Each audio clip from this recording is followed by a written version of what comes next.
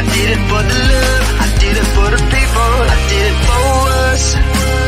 Back on this rap ish, I ain't even broke a sweat, homie, this practice. Pondering my next move, staring at my track list, hope I ain't miss my window. Praying like a Baptist, Seattle's own.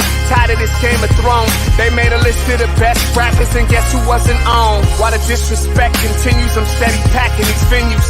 Guess if you ain't at the table, you on the menu. And I'm that spitter, baby. They don't want you to see, but everybody's south of Capitol Hill's rocking with me. Boys smoke to trays and plan to getting their life together. I'm comfortable with my role, so I'm like, whatever. I ain't got a job, but I work hard. And you don't work hard, but you got a job. The irony is I'm judged while you feel the applause. I'm slept on, that's why I had to set this alarm. My dudes is armed, I'm armed with this arm charm. Body banging like she got that cream from Barry Bonds. Yeah. I did it for the city, I did it for the love, I did it for the people, I did it for us. That trade season is here, a real hitter with a mic, I'm everything that they fear. With that hood ain't the same, I was all on their ass, I'm level-headed. So yo, my dudes love when I spaz, and I'm so over Seattle's passive-aggressive attitude. They don't call you back, what they really saying is F you. While I'm from the same place, I move at a different pace. I prefer if you just said it to my face, damn, I did it. I did it for the city, I did it for the love, I did it for the people, I did it for us. Average dudes with they average spit, writing average rhymes, knocking average chicks. The closer I get, I can feel the people starting to shift. I'm loyal to a fault, and everybody can't come with. Rap's a rich man's game, I'm only playing with change. They bang models and singers, I'm knocking my own flame, I'm different. The crowd, I move with the chosen few. Black thoughts, I could be the front man for the roots. No diamonds and gold, I'm on my sticks and stones. If we can see your penny line, you should have on a thong. My team is strong, through this fire we forged a bond. And they already know what it is when I get on to the hearse. Party like it's December 31st. When I'm on my deathbed, I probably cracking my nurse. You ain't got the bars to compete. I'm a verbal athlete, deflating these boys so they say that I cheat. Damn, I did it. I did it for the city, I did it for the love, I did it for the people, I did it for us.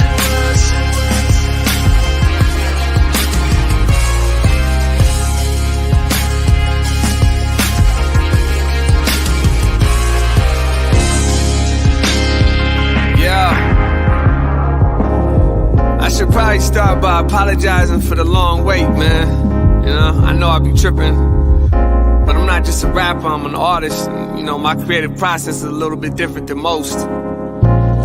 Nonetheless, I want to welcome everybody out to the Dre's Experience. I got TCF in the building. My whole camp's here with me. I got the band in here laying this cool-ass vibe. And I'm Seattle's own. Let's get into it. Welcome, everybody. I'm your co-host, Trey Holiday. Welcome to the Morning Update Show. I want to say a welcome Wednesday we have for you today, and a really great show. Got to throw in my guy here, man, my co-host with the most, my partner, Big O. What up, Big O? I like that. Welcome Wednesday. Yeah. Yeah, you feeling welcome. Yeah, exactly. All right. I see you over there, Choco Lit. Chocolate. 100%. What's that? 100%? Melanin. 100% melanin, All huh? day. All day, every day. All right. Straight. No chaser, huh? None whatsoever. Not today. All right, we got a great show lined up for you today, man. And actually it's full. We got to get to it here in a second. We got the real Mike Davis, reporter from the South Seattle Emeralds, going to be talking about everything south of Seattle. But today we're talking about something that happened in the Central District. Man, Brian Callen, one of the best voices out there. Pretty good news guy, too. Brian Callen from the Seattle Channel is going to be joining us, talking about a few things, what's coming on over the Seattle Channel, and also Seattle News, Views, and Brews, which you can watch tonight at 7 o'clock. And, man, the champ is here. The champ is here. Jaebadiah, Gardner, GardnerGlobal in the building. We're going to talk about buying the block, believing in yourself. You know what I'm saying? Generational wealth and everywhere in between. Yeah, right on, man. I'm excited for this show today. Oh, I've been waiting for Jaebadiah to get on here. Man, he's got a lot of gems. I'm sure he's going to be dropping today. You know, Jaebadiah, a big dog, man. You know, we was talking since last year. I was like, nah, you a big dog. You're going to have to wait till the new set's in. You know, I didn't want to bring him over here with the old set. So, you know, we ready to go with him. Speaking of being ready, good morning, everybody. Welcome to the Morning Update Show. I want to remind you that right now is a perfect time for you to tag and share the stream. Go ahead, tag and share the stream with people you feel would appreciate culturally relevant news and information emanating from right here in the Emerald City. Want to give a big shout out to our partners over the South Seattle Emerald and also KBCS 91.3 over at Bellevue College.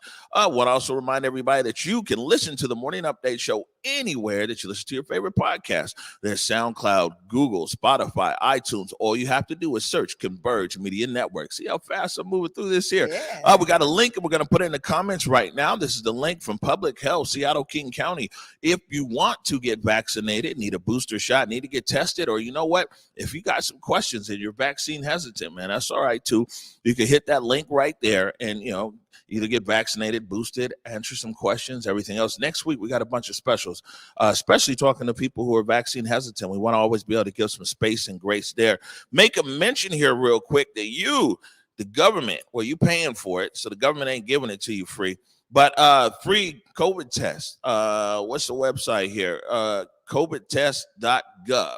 COVIDtest.gov. You can go there, United States Postal Service, deliver to your crib. You can get, I think it's up to 4 pre-COVID tests. We'll check that out. We're going to skip over the overlay, the foreculture. We'll go back to foreculture. Why don't you bring the real Mike Davis in, please? Hey, what's up? There he is. Hey, what's up, Mike? Great to see you again. Nice to see Mike. you. I'm loving starting my Wednesdays like this, man. I always have a good Wednesday when I start right here. This is perfect.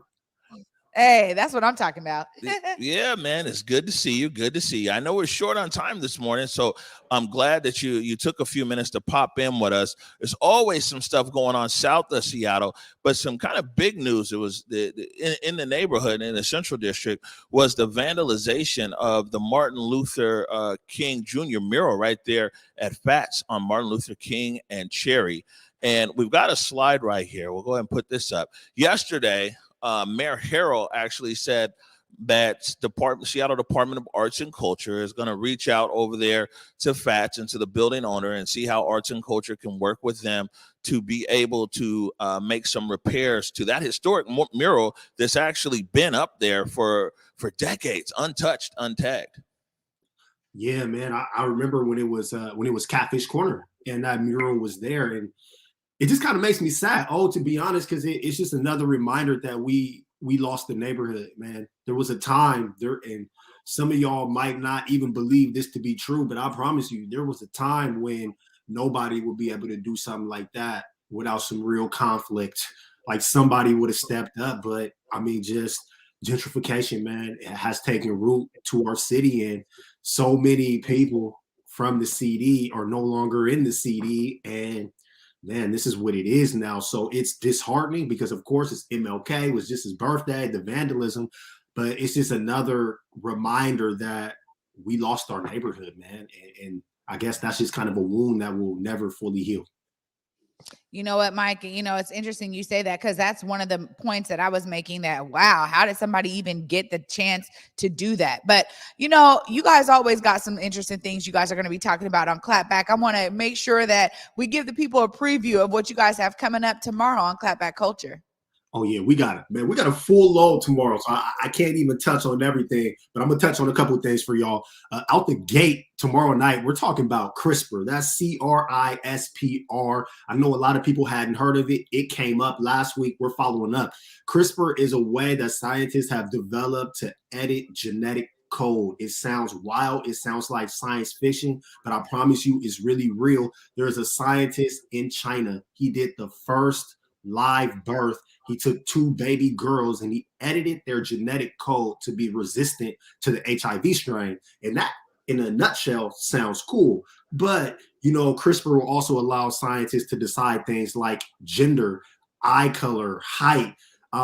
They can look for traits for ability to play musical instruments, ability to do math, all of this by rewriting your genetic code. And in most countries, they're like, nah, we're not going to do this on humans. In China, they have. So who knows what they're going to do next? Is it going to be super soldiers? It could be anything. We're going to take this a lot of wild places.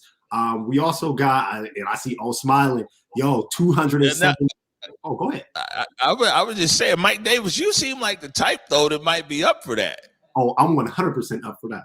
Man, look, we got these synthetic babies. You're telling me that I can have this 6'10", beautiful trumpet playing mathematician, chess wizard. Yes, absolutely. And you look, man, look. The doctors are talking about doing this for diseases, like making humans resistant to terminal illnesses. But in America, this is going to come down to money. This is going to come down to rich folks breeding this new perfect race of humans. So, man, y'all better get on board. You don't want to get left behind with this one. What else you got for us, man? We got about a minute left for you. Real fast, man. 270 doctors have written an open letter to Spotify demanding that they stop Joe Rogan from spreading COVID misinformation. Me and Julia always talk about censorship, so we're going to dive into that.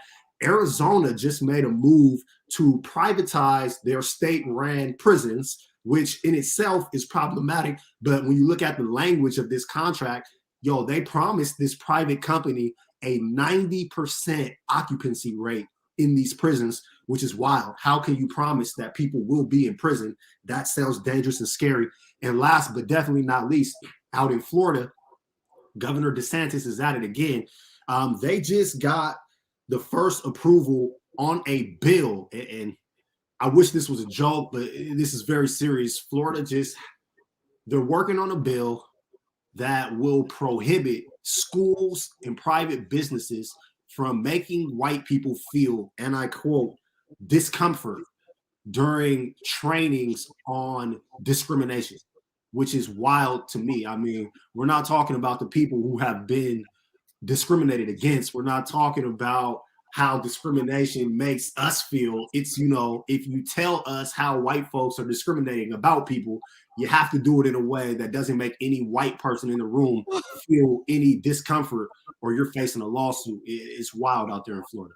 Oh my gosh, Mike, I have been cracking up the whole time with these because I am like, you've got to be kidding me. It's like we're in the Twilight Zone, my friend. I tell you, I cannot wait for folks to be able to chime in tonight, tomorrow night on Clapback. You guys are diving into some real crazy stuff. Tomorrow night, 7 p.m. And, Clapback is on Instagram. It's at Clapback Culture. So 7 o'clock tomorrow. Appreciate you, Mike Davis. Told you we get you out of here on time.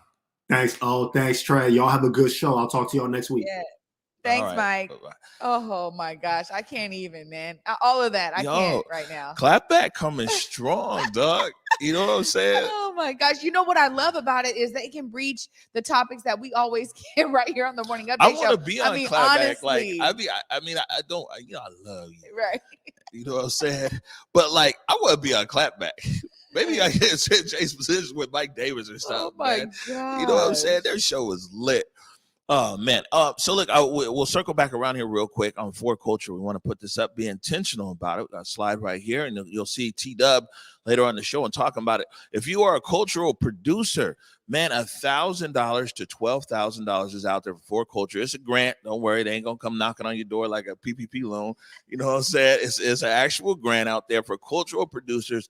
Man, and there's a lot of them here in Seattle and throughout King County. It's a great opportunity. Salman's putting the link in the comments over there. So, if you know a lot of cultural producers. Yeah, absolutely. I do. And this is why I love these kinds of intentional relief funding efforts. Shout out again to everybody at For Culture who's really making this happen and who's being, connected to community. They've opened up their doors to say, look, if you need help with the application process, you're dealing with application fatigue, as T-Dub points out in her commercial, please reach out to For Culture. They are there to help you through this process. Again, $1,000 to $12,000. And it's a grant, you guys. So if you know of folks that are been out there freelancing, part of the gig economy that really are cultural producers, make sure they know about this funding opportunity because it's out there for them. And again, I always stress this fact. You do not have to be in a business or a registered entity in order for you to apply for this. It's up for all of you guys who have been out there culturally producing. Yeah, good stuff. We come across a lot of cultural producers. That's why I still want to make sure and be intentional about it. Looks like he's saying, I was asking someone, we was doing sign language over here talking. I said, is Brian there? He's like, what? What? I can't hear you. I said, is Brian there? What? I can't hear you. Speak up. All right. Let's see. We got a handcrafted motion graphic here somewhere in there. There it is. Oh, look at it. Ready for the fight. Brian Callen, host and moderator, Seattle Channel, and also the co-host of Seattle News, Views, and Brews with David Crowman. We're going to take a quick break. When we come back, we're joined by Brian Callen. You're watching the Morning Update Show.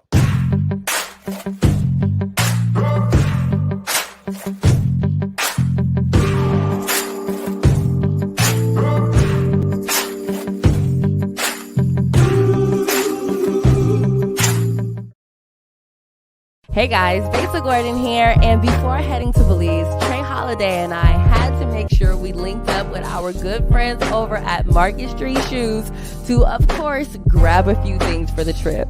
From bags to socks, shoes, sunglasses, earrings, and more. Before going on any trip, make sure you stop at Market Street Shoes. Trust me, you'll find just what you need to make your trip not only enjoyable, but fashionable.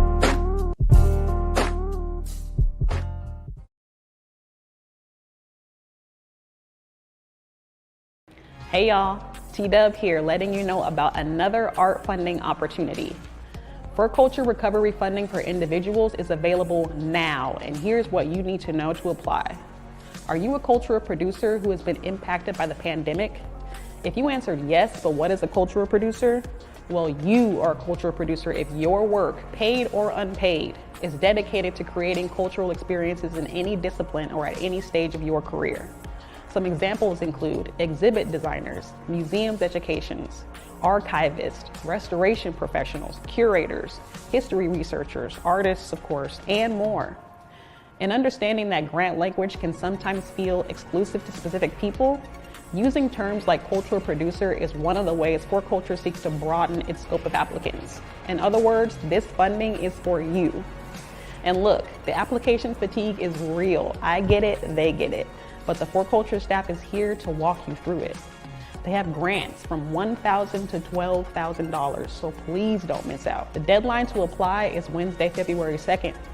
Head to forculture.org/recovery to get information on virtual group workshops, application support, language translation, and more.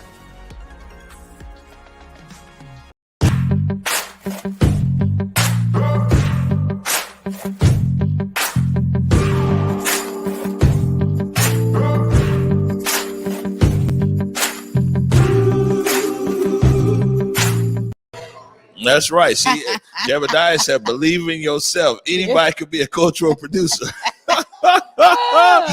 All right. Welcome back to the Morning Update Show. You see a nice bumper right there. Seattle News, Views, and Brews on tonight at 7 o'clock. Let me go and grab my sheet here. And Salman, can you please bring in Brian Callen? There he is. There he is. Hey, how's it going, y'all? Hi, Brian. Good to see you. Back at you. Welcome to the booth of truth here. Thanks for having me on the show. The booth of truth. This guy just always sounds so good. He just come on the show and between him and Tony B, man, I just get blown off the stage every single time. Every time. Kind of you. What's up, though, Brian, man? I know you only got a few minutes this morning, too, so I'm glad that you made a few minutes for us. And we've actually got a few slides we want to talk about here, and then we'll talk about tonight's show, Seattle News, Views, and Brews. And the first one right here says that the King County Regional Homelessness Authority and the City Council looks like they got together and chopped it up. You know, it must have been a big money conversation. What was it all about? Well, this is actually something that's coming up tomorrow, Omari. We've got a meeting between the King County Regional Homelessness Authority and the City Council. It's happening in the committee level, and it's happening on Thursday. And what I think is really interesting about this and researching this, what the Regional Homelessness Authority is talking about, among other things, the response they had to the winter storms, that was certainly important. But also looking at this, they've been talking about how we measure how many homeless people are actually in our region. And this is a big deal. You might remember from those point in time counts we've had over the past couple of years here, they'd measure maybe 11, 12,000 people out there, something along those lines. Those are always undercounts. And this is something that's very important to the RHA and Mark Dones. He's saying, well, take a look. There was a report back in 2019 from King County that said we might have as many as 45,000 people who are homeless in our region. And I wouldn't doubt that in terms of the times that I've been on the one night count, because it's interesting to see where people are hidden. And when you actually go out on that count, you will find that a lot of that counting is dependent on how good the volunteer is who's doing that type of work. So I'm interested to see how that is going to happen. The RHA is going to be talking about that with the City Council Committee on Homelessness tomorrow on Thursday, and they'll be talking about hopefully creating a new system. They're going to be putting out to bid over the next year or so, trying to find a better way to measure the problem we always talk about with homelessness there. If you don't have a great idea of how to measure that data, it's very difficult to look at the scope of the problem. And I'll also say this, the actual work they're talking about, going out and getting a by name list, that's really difficult because, as you might have seen in a number of different camps out there, unauthorized camps, sometimes people don't have identification, things of this nature. So I'm very interested to see how the RHA is going to go forward with this and kind of their alliance with the city council as they move forward. This is really the first meeting of the year between the RHA and the city council. We're going to have to see how this partnership goes going forward. Is this also like an accountability meeting? Didn't the city of Seattle write a $100 million check to the King County Regional Homelessness Authority? That's a good point. I will also say, though, the RHA was asking for a little bit more money at the end of last year during the time that the council was working through its budget process. The RHA was looking for that high acuity shelter somewhere around the downtown region there. The city council didn't give them all the money they were looking for here, so I think there's going to be some discussion about that for sure. So the dollars are a big part of this, as we've been talking about over the last several months here. This is a process where the city of Seattle is moving, as you say, more than $100 million over to the RHA so they can take this regional approach here. This is the big regional approach that all of our city leaders and county leaders have been talking about over the past several years. Now it's really time to figure out if it's going to work because the RHA really takes those dollars in at the start of this year. We'll see what they do with them. Yeah, this is something that I think a lot of people in community are going to be paying close attention to. So thank you for summing that up for us, Brian. Yeah. Up next, you also have partisan politics and snowplows. We have an overlay here. Tell us a little bit more about this. This is something interesting. It's something that David Croman is working on in the Seattle Times. He's got an article out there that I really suggest you read. He's the transportation reporter from the Times. So he not only knows what's going on with all the city issues, but he's taken a really close look at these transportation issues. So you remember the big snows we had around Seattle just a couple weeks ago? Well, they were really big on the east side of the mountains, and that's really where this is breaking down. Kittitas County. So basically you go east of Snoqualmie Pass, right? That's where the King County line is. Kittitas County is over there. So Kittitas County had all this snow on the ground. And they said, hey, DOT from WashDOT, we know that your drivers are all over the place. We know that you have a shortage of drivers out there. Let us help you out and plow some areas here around Roslyn and Ronald, some of those areas up there in Kittitas County. WashDOT said, well, you know what? Your drivers don't have the vaccination status that we're looking to have for all of our drivers here. So we're actually going to go with a private contractor on there. That set off a big furor over this whole thing. And I guess it just kind of tells you where we are right now when you consider that something as seems to be as simple as snow plowing has turned into a big partisan issue. WashDOT, from its perspective at least, is saying this is all getting blown out of proportion. Everybody's got a shortage of drivers, including the state of Montana. They don't have a vaccination requirement over there. They have a shortage of plow drivers.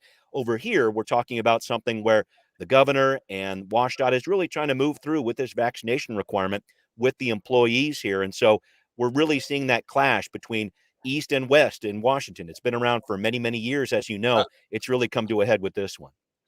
I was gonna say, man, it's always been a clash between East and West, and actually sure. living here in Seattle, it's been a clash between Seattle and the Seattle rest of the Seattle, state. yeah, a lot of times. No, Yeah. it's just one of these really interesting issues to watch it play out here, Omari. I think that the goal is definitely to keep things plowed, keep things safe, but in this instance, at least, that was such a big storm we were talking about a couple of weeks ago. It was something where WashDOT was saying, hey, there are some areas where we don't even want to send drivers because that's unsafe. So a lot to sort through here, a lot of different spin, but I want to make sure that people read that article that David Croman wrote in the Times because it's a really interesting insight into where we are, I guess, as a region here when it comes to responding to COVID and when it comes to responding to winter weather. All right, and then next up here, man, we got a new city council member. This is position 9. We'll put the slide up here, Salman. It looks like you're gonna sit down with Sarah Nelson over there on the Seattle channel. New in office now, man. What are you guys gonna be talking about? I'm trying to cover a few different things with her, Omari, because she hasn't held any of her committee meetings yet. She's been to a couple committee meetings, but the one that she heads up, that Economic Development Committee, she hasn't had a meeting for that group yet. So I'm very interested to talk to her about what she really wants to do. In a lot of these cases here, when new city council members come on, they don't always get what they want in terms of committee leadership. Well, she got what she wanted here. She's going to be head of that economic development committee. This is something that she ran on. You'll remember from a couple of months ago during the campaigns there. So I'm very interested to talk to her about what economic development means to her. What sort of programs is she going to be talking about? How is she going to help small businesses? What's her take on large businesses, the payroll tax, things of that nature? So I think there's a lot that's expected of her in this economic development role. She certainly was talking about it a lot on the campaign trail. So I'm going to talk to her about that. I'd also like to talk to her about homelessness, which you'll hear from groups like the Downtown Seattle Association is very closely tied to how we respond to the economic development that's happening in our region here. Homelessness and unauthorized encampments around downtown. Sarah Nelson said on the campaign trail, those are unacceptable. I know a lot of people have said that. So what do you do about that? So I think this is really my first time to be talking with her on Council Edition, which is the show that's happening here on Seattle Channel. So I'm looking forward to covering those issues with her. Public safety too. I mean, that issue that we covered last week, Omari, with the ruse that was used by SPD. I'd love to get her take on that too, because I don't want that to be a one and done kind of deal with a press conference. I really want to see the city council press with that and the mayor press with that in the weeks and months ahead. So plenty to talk Good about with for her. you, Brian, because a lot, you know, I mean, there's very few people in the media here in Seattle that are really even pursuing this, and it's really kind of crazy that how quiet, especially our legacy media here in the city is. So that's good. If I can throw a question out for you, maybe you could pose. Is that, you know, what's the approach for all 7 districts? You know, I mean, we reminded people previously. We reminded them that everybody here has 3 city council members. That's right. And That's right. they have 1 elected to their district and 2 that are citywide. And oftentimes, certain people in certain districts really feel overlooked by all 3. And so it'd be interesting to understand Sarah Nelson's approach to engage in all the districts across the city. Yeah, it's a very important part that you mentioned there, Omari, because we have 2 citywide council members in Sarah Nelson and Teresa Mosqueda. So reaching out to them is very important. And I think I have to say, just over the years that Seattle has had this district system for the past 6-7 years here, it's been difficult for the city to kind of figure out its identity when it comes to that. Who do I talk to? Who do I connect with? Yeah, there's the district piece, but who's connected to these other pieces? It's super important for people to know what committees are involved with the city council too, because if you can make a link in that way, that's a great way to get yourself on the agenda, I would say. Councilmember Lewis is still head of the Committee on Homelessness, so he's a good person to reach out to with some issues about that. Public safety, it's still Lisa Herbold. That's a great way to get involved too. So I hear exactly what you're saying. How Sarah Nelson approaches this citywide role, it's a bit of a nebulous thing, but I'm hoping to get some more answers from her on Council Edition on Seattle Channel. If you can, folks out there, hit me up at Callanan Seattle on Twitter. I really do want to get questions from the public. This is a show about you, not about me. I want to make sure that I get your questions to her, so make sure you ask them, please. It's a great opportunity to do that. And I think you're absolutely right. I mean, now's the time for us to be holding council members, accountable to all the things they said during the campaign trail. Brian, what can folks expect tonight on Seattle News, Views, and Brews, my friend? We're going to be talking about all those issues and a lot more, Trey. We actually did a little bit of follow-up in terms of what's happening with that ruse investigation. We'll be talking a little bit more about that, what the interim police chief said, what the mayor said about that. We're also looking at some of the different committee assignments for the city council. And I know that might sound like a snoozer, but this is super important stuff. When you figure out where these council members are assigned to, that's really where the sausage gets made. You know what I'm saying? In terms of how this work goes forward, how legislation gets handled. So we're talking about those issues. We're also talking about what's happening with COVID cases in our region here. Again, we really haven't seen that peak here in Washington state that some other states have had in terms of the Omicron variant. So we're covering a whole ton of issues there. And I really look forward for people checking it out. 7:00 tonight on Converge. All right, good stuff. Brian Callanan, one of the best voices in the business. And covering so many things, man. It's amazing. And I'm definitely appreciate I got to keep it juggling here in the booth. You know. Yep, yeah, there you go. Yep. The truth booth. Right. I like that. Thanks for having me on. Brian. All right, we'll talk to you soon. Bye, Brian. Oh, man. Yeah. Want to encourage everybody, 7:00 tonight, Seattle News, Views, and Brews. Brian Callanan, David Croman. David Croman, he's over there at the Times now. Transportation. I never knew transportation was his bag, but this guy, you know what I'm saying? He's going deep in these transportation stories. Yeah, absolutely. And the one thing is that, as Brian was saying there, it really, the way that he writes, it brings community into these issues. Sometimes you don't think, oh, is that important to me? But then the way that he's covering stuff, it's like, wait a minute, hold on, that does affect me. What's going on? Let me tell you something. Let me get this camera right here. If you Black in America, the history of transportation definitely means something to you. Usually transportation has been used to divide our community. Look at the city of Durham, North Carolina, build a freeway right through the business district. You know what I'm saying? Like, if you look at the history of transportation in America and where roads have been designated and neighborhoods are disconnected from services and everything else, man, you should always be paying attention to transportation, you know what I'm saying, in the city or across the state. All right. I got a nice handcrafted motion graphic right here. Look at that good-looking brother on the screen. Jaebadiah Gardner, CEO of GardnerGlobal, is in the building. You know what I'm saying? Got a Sonics jacket on, everything else. Yeah, I see you over there. Man, we're going to be talking about some of everything. Buying the block, generational wealth, and, believing in yourself. Take a quick break, and the Morning Update show continues. Hey guys, Belle Gordon here, and before heading to Belize, Trey Holiday and I had to make sure we linked up with our good friends over at Market Street Shoes to, of course, grab a few things for the trip. From bags to socks, shoes, sunglasses, earrings, and more. Before going on any trip, make sure you stop at Market Street Shoes. Trust me, you'll find just what you need to make your trip not only enjoyable, but fashionable.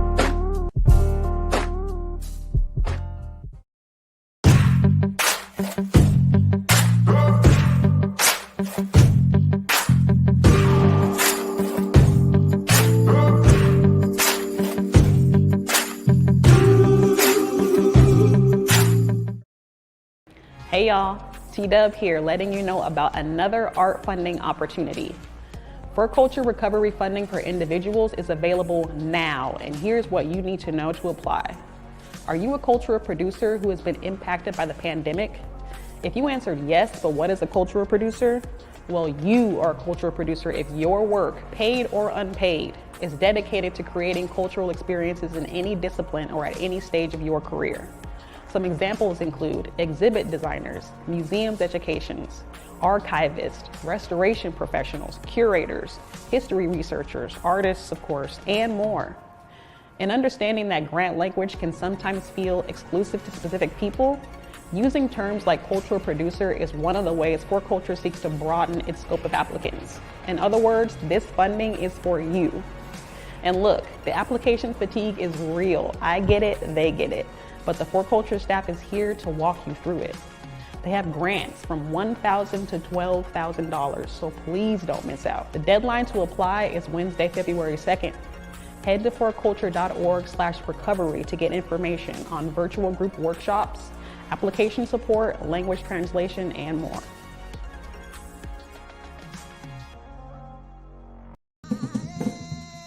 In the depths of Belize, the travelers come across the waters, harvesting with their hands, learning of resilience rooted deep in the lands.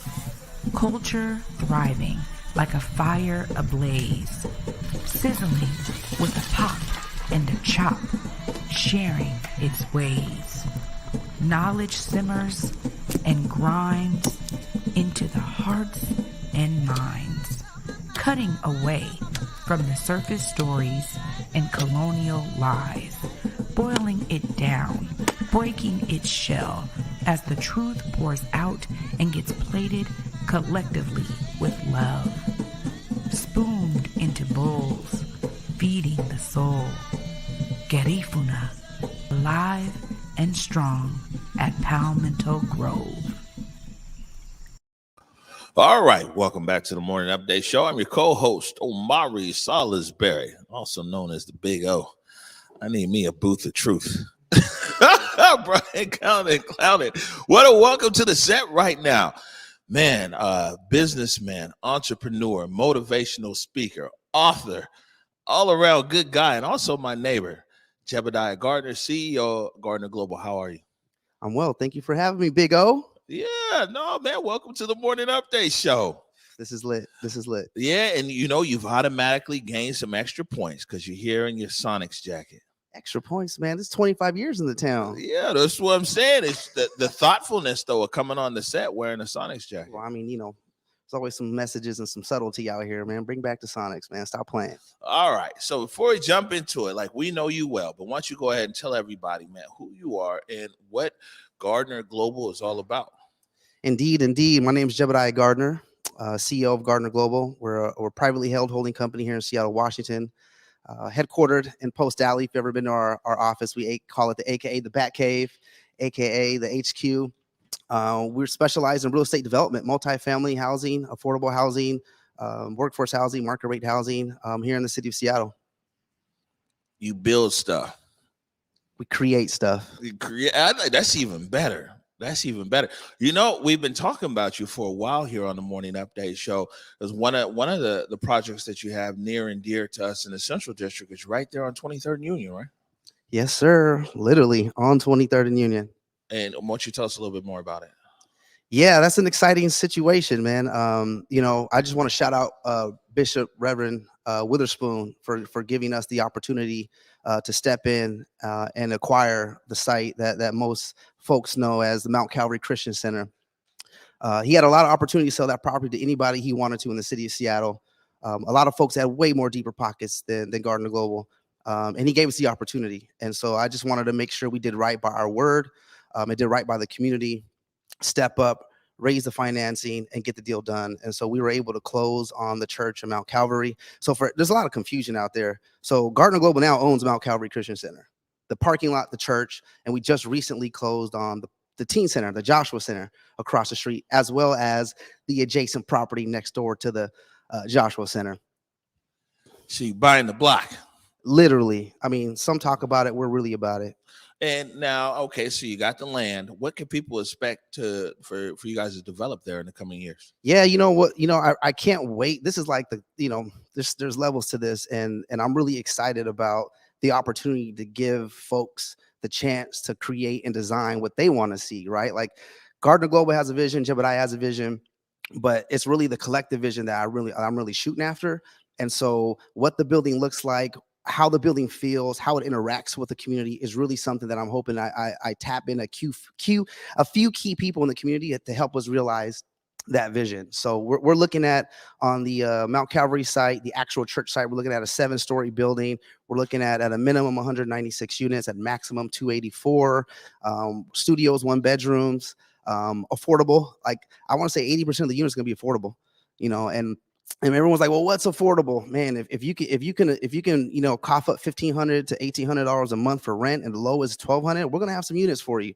So, I heard Mike earlier saying, we done lost the CD. The CD is black and it's back because there's a black owner who bought this.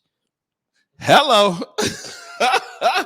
Hey, Jaebadiah is in the building, and he brought his swag with him too, and it's very welcome here. And that was a big deal. What I saw was like at least one part of it over $40 million. Well, that's going to be the total cost of the project, right? So, last year in 2021, 2020 and 2021 was tumultuous years for everybody, right? COVID, there's 17 variants running around. It's tough for businesses. We fought through it and collaborated with amazing individuals in the city, tapped into some folks who've been in the city for 6-7 generations, family offices who really support the vision, a lot of mission alignment, and stepped up and supported us, right? Like I don't come from a background of wealth. I don't come from a background of trust funds. I don't come from a background of just ready, accessible resources to just throw at these sites so I can just purchase. I've been in business for 13 years. It'll be 13 years in March. So a lot of confusions around like, oh, well, Jay just came from, wherever. Well, really, like, this is out the mud. This is out the mud. It's amazing because, I kind of get that too. And this is 20 years in the media business all over the world. It's funny because people are like, man, Omari is overnight success. There's no such thing, you know what I'm saying? Because cats don't see the grind. They don't see the hustle, the persistence. They don't see the tears. They don't see the lost family members. They don't see the lost friends. They don't see the side swipes and the haters. They don't see any of that, right? Because like I'm about being positive and keeping it uplifting, especially for our people and our culture. So I don't want to share any negativity. You know what I'm saying? I want to share the wins that we got because it's a collective win. Just because Jaebadiah and GardnerGlobal and partners were able to acquire some real estate on 23rd and Union, which is an historic site in the city, that's a win for all of us, yo. I was gonna say, well, actually a few things. One, man, it's great to see some Black folk owning that property over there. And I'm really glad that, you know, in a sense it stayed in the community, you know. And I think what's also good too, what intrigued me about you when I really started following you was that you're showing that there's a few different ways to achieve the same goal, right? Because there's a way that we're all very familiar with. You know, the Office of Housing in the city of Seattle over the last few years and the housing levy, they've put an incredible amount of money into housing and affordable housing. And that's been a route that's worked. We see a lot of buildings around the city that are coming up. They've partnered with different groups, First AME, Mount Zion, Africatown Community Land Trust, Ethiopian Community Center, and on and on. But there's also the private route. Yeah, you know, there is a private route. You know, man, without saying too much, you know, I just know where our strengths are and I play to our strengths, right? And really it's all about relationship building. And when you play the private route, man, it's more than just business, it's more than just dollars and cents. It's about like your heart. And so for people who have had wealth for 5, 6, 7, 10 generations on, you know, like they're not looking for the here today, gone tomorrow folks. They're looking for folks who are going to be here for the long term. You know what I'm saying? And they know that. They can smell that in your heart and in your hustle. And so you just got to be true to yourself. You got to believe in yourself. Because if you don't believe in yourself, it sounds so cliche, but like I rock with that so toughly because if I don't believe in myself, who else will? You know what I mean? And so I literally believed in myself so much that I bought $8 million of real estate just in 2021. And we got $2.5 million in real estate to purchase this year. You know what I mean? And that just doesn't happen just out of like, you know, just because, you know. And so, you know, for me, working in the private space, you know, is something that you don't see a lot of Black folks in. And I'm trying to just open that door. I'm just taking a machete to the high grass and trying to pave a path, man. So the next person who comes after us, they don't have to worry about doing all that work. Yeah, no, I hear you on that. I tell people all the time too. I'm definitely not the competition. I'm just somebody showing you it could be done. You know what I'm saying? You got to be aiming even higher than me. Hopefully you are. You know what I'm saying? When you talk about showing people the way and everything else, you're an author. You know, you've written this book. You do motivational speaking. You're always on this hashtag BIY, believe in yourself. Why did you feel the need to write a book? You know, honestly, I tell folks all the time, you know, when I decided to write the book, well, let me back up. People may not know that, like, I was an English major at the University of Washington. Shout out Huskies, dubs up all day. And so I love to read and write. And that's kind of how a little bit of the, creative in me comes out. And it just decided to come out a couple years ago. And I wrote the book. You know, it's a pretty selfish project, man. I wanted to create a roadmap for myself, you know, and document some of the pains and some of the war stories I've been through. So that way, when times get tough, I can look back in my own book or read my own stories and be like, damn, I made it through that. Like I came up out that. And so I'm just, you know, I just put those words to paper and hopefully that inspires somebody else who's been through some really traumatic issues. You know what I'm saying? And there's a, you know, it's we don't have an uncommon story being young, being Black males in society. We come through a lot. We have to go through a lot. And so I just wanted to write a little bit of my story, control my narrative, because there's so many narratives out there about who I am and what I do. And they don't know, y'all, you know, folks don't know me. So I wanted to control it a little bit and show folks really what it really is. You know what I'm saying? And share that because I feel like there's power in the sharing messages with folks, you know, on that griot tip. Right. And what's the name of the book where people can find it? Yeah, the name of the book is Believe in Yourself, Business Essentials for the Millennial Entrepreneur. It's been out 2 years now. I can't believe that. I published actually during COVID, March 2020. And you can find it on Amazon, Barnes & Nobles, Man, you can find it on any website. I was out in Paris speaking at a conference, and somebody tried to check me and go, "Oh, you wrote a book? Let me see if I can find it." Pulled up their version of Amazon on the French website, like in franc or something. Man, they pulled up, popped up. I said, "What? Let's go." By the way, self-published. I didn't go through a big publishing company to market me and put me in airports. Did none of that. I can't write a book about entrepreneurship and not be an entrepreneur about it.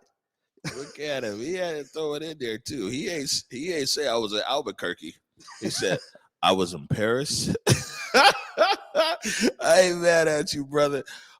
Man, what else I got some more stuff for you. A few more questions here.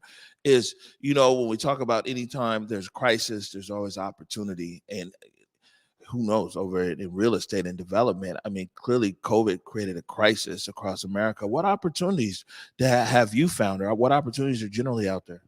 Yeah, no, you're absolutely right, man. Like if you keep it positive, you will definitely find the opportunity in a crisis. And COVID was obviously a unique one for every single person in this on this globe. And I had to sit and assess, like what that opportunity was, And so when you're looking at something that could potentially swipe away everything you work for, my tactic and approach is let me sit back and think about this versus just react. And we've seen a few opportunities, like the private market, private equity markets closed up. Obviously, wallets got really tight. Banks shut down, but they weren't lending money, and investors were kind of putting their stuff on the sideline. And so it was like, well, everything kind of dried up. So, what's the next best move?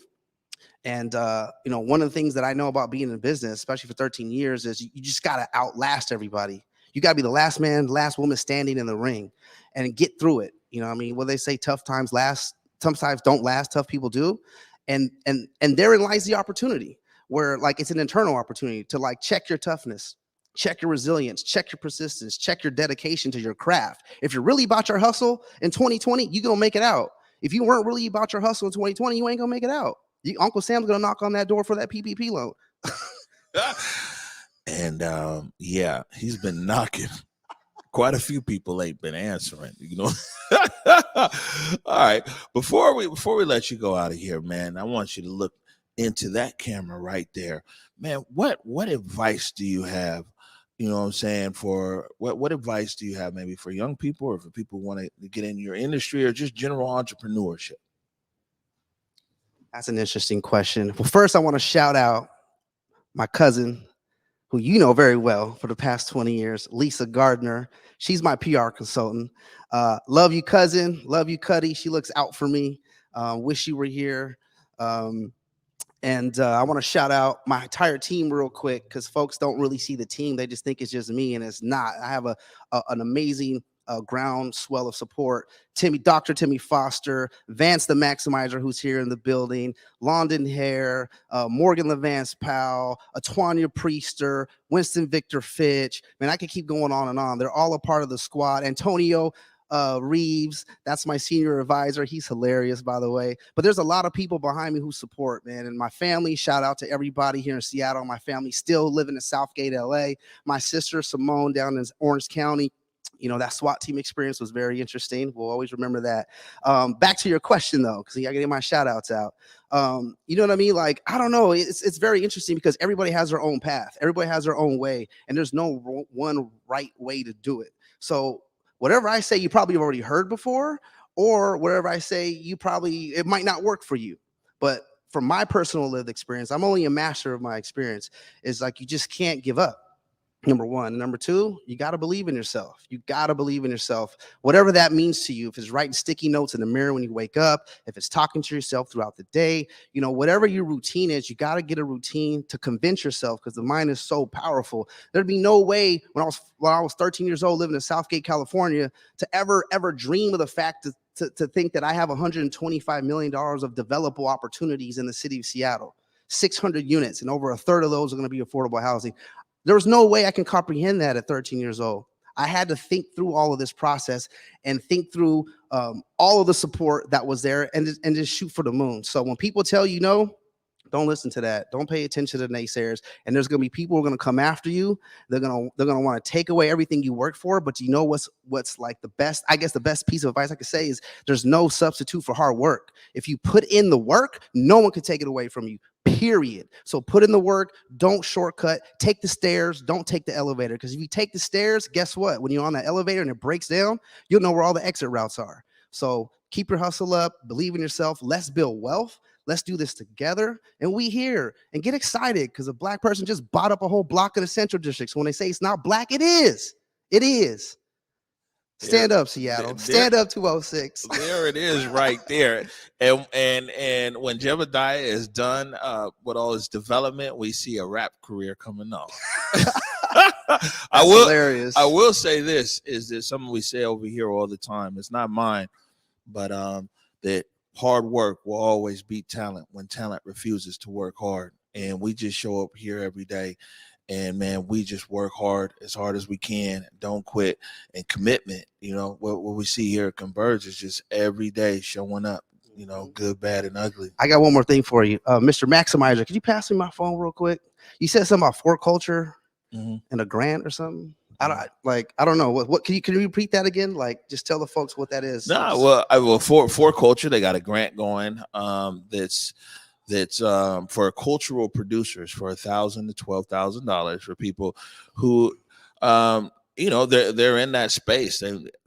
Cultural producers kind of broad. I think they use that term intentionally though to be able to get as many people in there. But people who are impacted by COVID and or were put off, and so they got a nice bag. Okay. Yeah. So the grant was what, 1,000 to 12,000? 1,000 to 12,000. GardnerGlobal is gonna go ahead and grant Converge Media $1,000 on the spot today. Oh wow! So for culture, step your game up because we doing this right now on the spot. You got Zelle, right? You got Zelle, right? Yeah, we got Zelle. You got Zelle, right?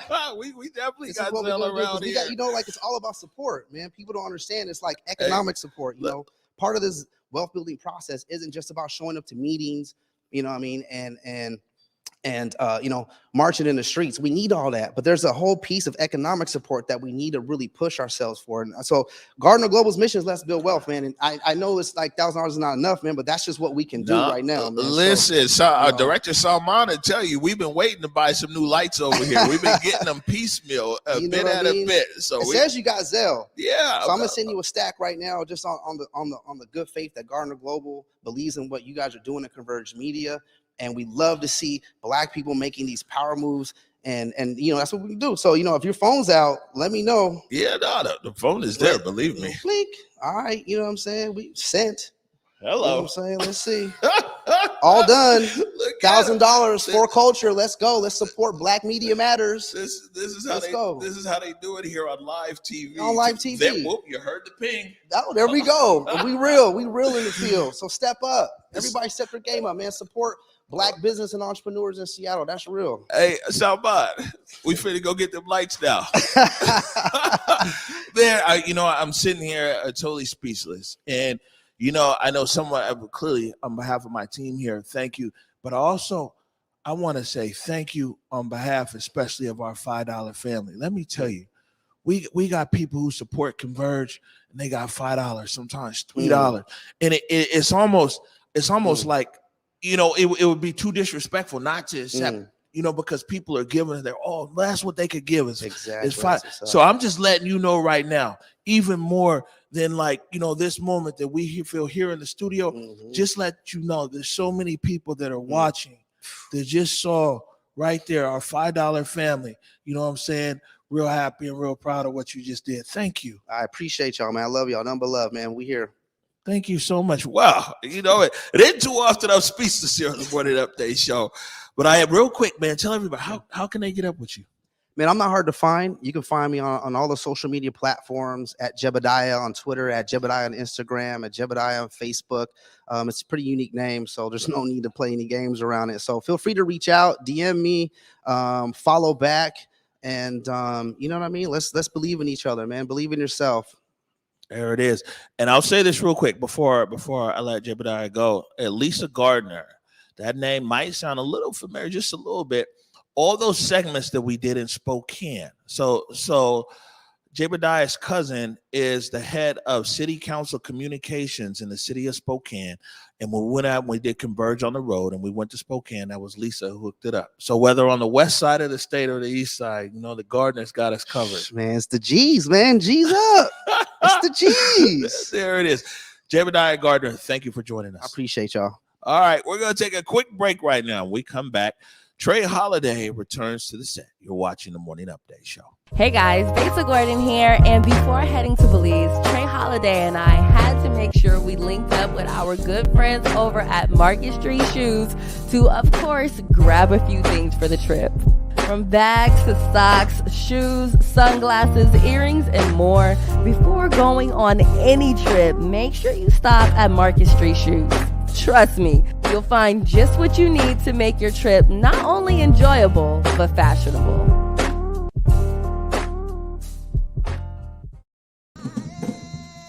In the depths of Belize, the travelers come across the waters, harvesting with their hands, learning of resilience rooted deep in the lands, culture thriving like a fire ablaze, sizzling with a pop and a chop, sharing its ways.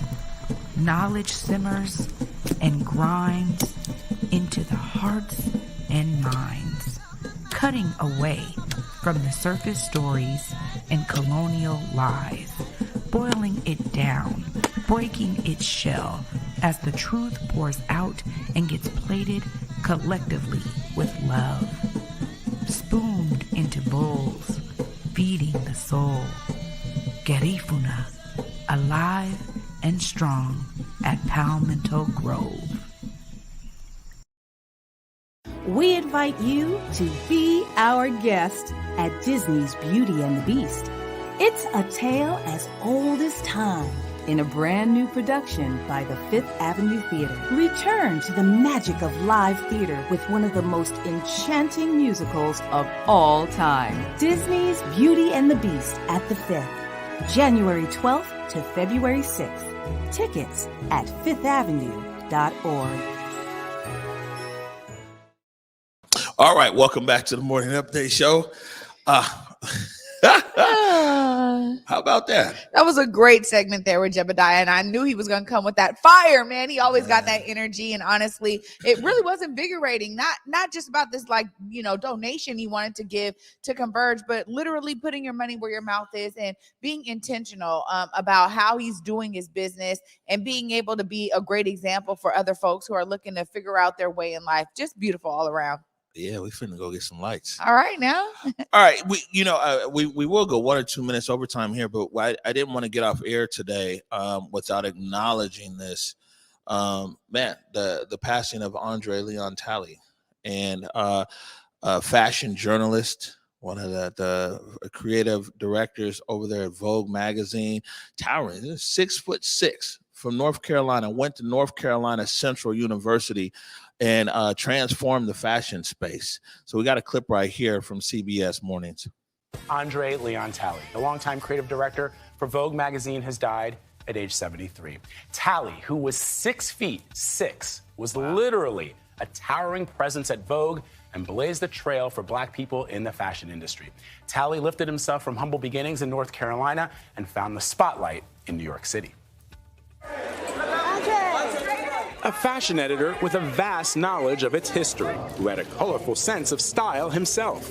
Andre Leon Talley used his talents to carve a unique position in an industry not known for being especially welcoming to African Americans. Culture journalist Travell Anderson. I think it's important for us to recognize that he did face a lot of racism in his time. And his way of navigating that was just by biting the bullet and pushing through, because he saw something for himself on the other side. Born the grandchild of a sharecropper to become one of the most powerful Black people in fashion history, Talley used his Southern perspective, formal education, and drive to succeed, catching the eye of New York's fashion elite, including Vogue magazine editor-in-chief Anna Wintour. She made him the magazine's first Black creative director in 1988. Talley spoke to Gayle King in May of 2020. I felt I had no pressure. I felt it was important to simply represent the outstanding excellence for the firms that I work for Women's Wear Daily and Vogue. I sat on the front row. They didn't have me there because of the way I looked. They had me there because of my knowledge and my smartness. But while Talley says he's grateful for Wintour, he says the two did have a falling out, professionally and personally, when he says she unceremoniously uninvited him from hosting at the star-studded Met Gala in favor of a younger so-called social media influencer. Where would you say your relationship stands today? Because it does seem a tad messy. I think my relationship is in an iceberg with her. I hope that it will not be that forever. I think it's in an iceberg with an ice flow. On Instagram Tuesday, fashion icon Diane von Furstenberg paid tribute to Talley, saying, "No one saw the world in a more elegant and glamorous way than you did. No one was more soulful and grander than you were. The world will be less joyful now." He was a titan. He opened up so many doors, put so many cracks in ceilings that he himself could not break. It's a complicated legacy, but it's a beautiful one nonetheless.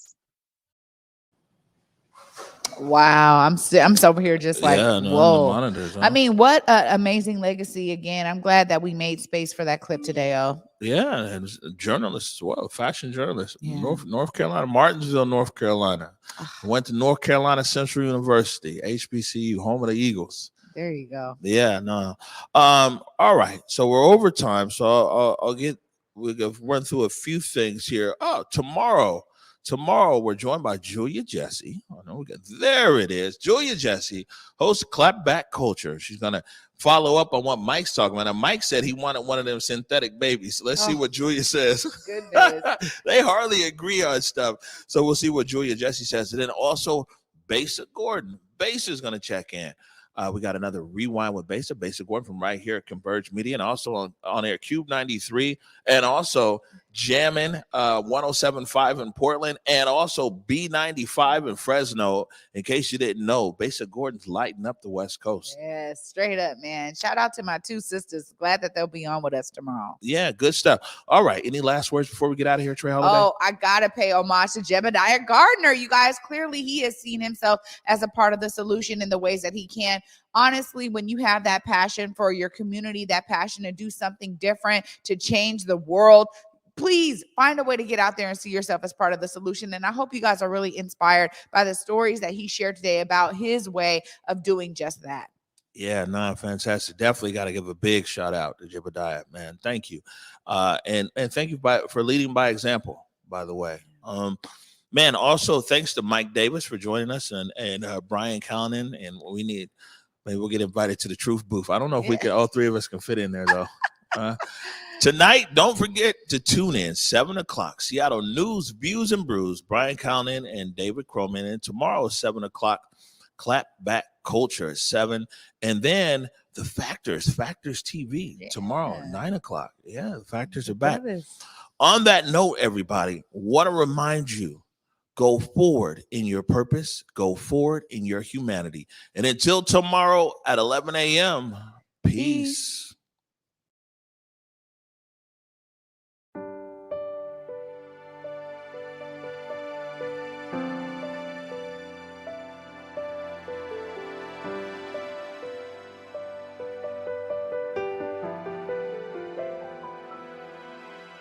What do I see through a lens of fear?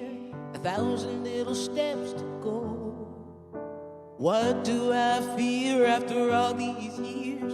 Lord knows I don't even know. I've been running on the edge of a sundial, sleeping in the shadow. I've been begging you to see me, then hiding beyond the unreachable. Looking out left on a right-hand turn, just trying to make a deal.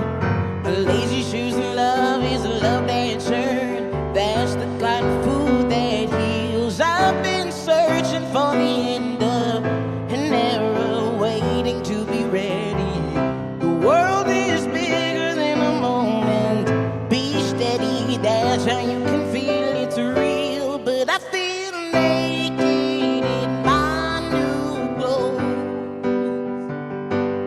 I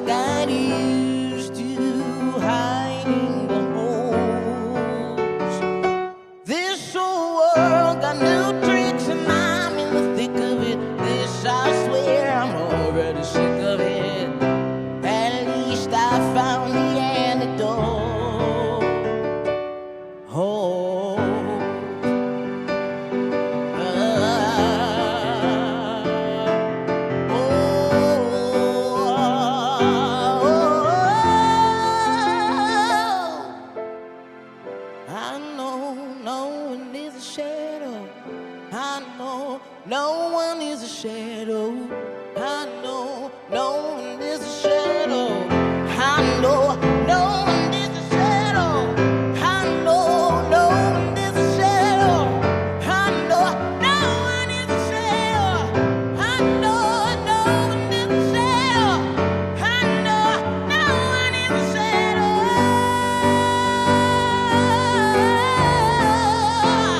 No one is a shadow.